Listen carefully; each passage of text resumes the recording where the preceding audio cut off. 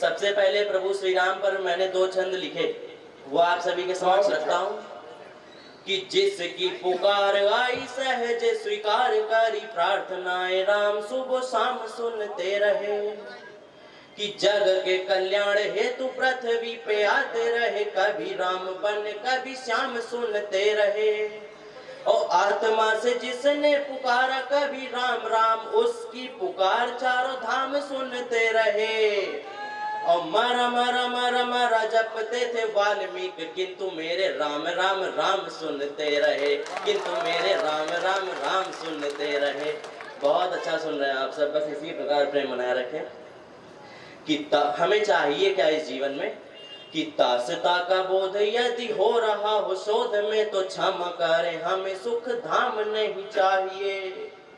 कि दासता का बोध यदि हो रहा हो शोध में तो क्षमा करें, हमें सुख धाम नहीं चाहिए। कि पूर्वजों ने हमारे बढ़ना सिखाया सदा, इसलिए राह में भी राम नहीं चाहिए। कि आस का उगा हो जो ये चांद, तो वो चांद ठीक डूबे हुए सूर्य वाली शाम नहीं चाहिए। कि राम राम राम राम राम जी हमारे बस, राम जी के सिवा कोई नाम नहीं चाहिए, राम जी के सिवा कोई नाम नहीं चाहिए। सियावर रामचंद्र की। दादा अभी हमने सबने दीपावली का त्योहार मनाया। मैं अपनी छत पर गया, मैंने देखा सबके घरों में दिए जल रहे थे सिवाय एक घर को छोड़ के। मैं उस पास गया, मैंने कारण पूछा तो उसके परिजनों ने रोते बिलखते हुए बताया कि आज से 4 महीने पहले उनके घर का इकलौता दीपक सीमा पर हंसते हंसते बुझ गया। मैंने उनके मनोभावों को अपने छंदबद्ध करते हुए कि जब एक सैनिक का शव घर आता है तो उसके आसपास का क्या परिवेश होता है। मैं जानता हूं कि मेरा उन्नाव छंदों को बहुत चाहता है, छंदों को समझता है, इसीलिए आज पहली बार आपके समक्ष प्रस्तुत कर रहा हूं अपने छंद। अपना आशीर्वाद प्रदान कीजिएगा। कि सैनिक का शव देखो आया जब गलियों में, माता एक टक ही निहारती चली गई।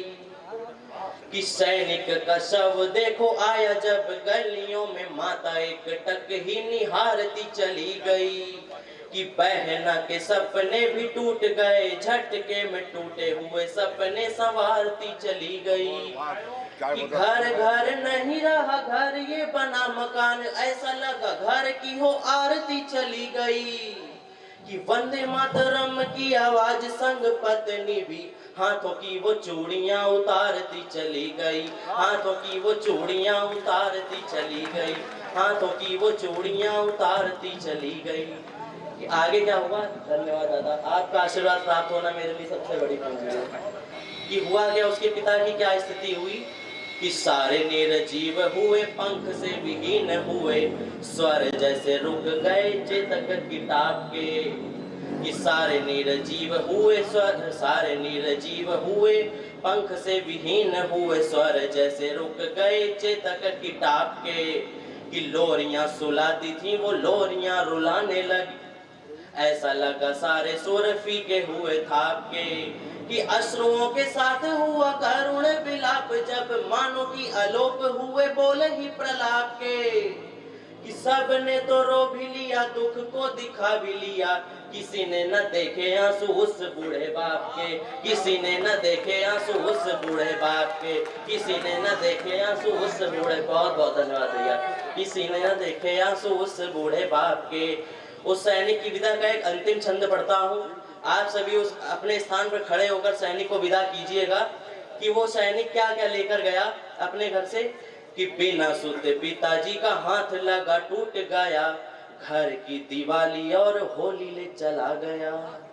कि बिना सोते पिताजी का हाथ लगा टूट गया, घर की दिवाली और होली ले चला गया।